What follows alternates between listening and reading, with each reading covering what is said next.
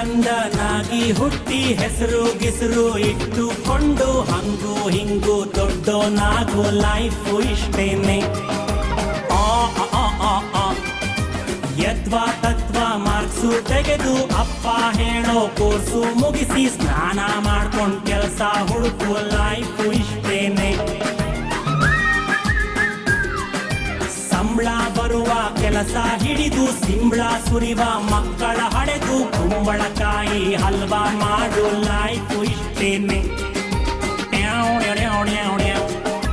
ನಮ್ಮ ಮಂದಿ ಪಾಪದವರು ಸ್ವಲ್ಪ ಹಂಗೇನೆ, ಕಣ್ಣು ಮುಚ್ಚಿಕೊಂಡು ನೋಡು ಲೈಫು ಹಿಂಗೇನೆ.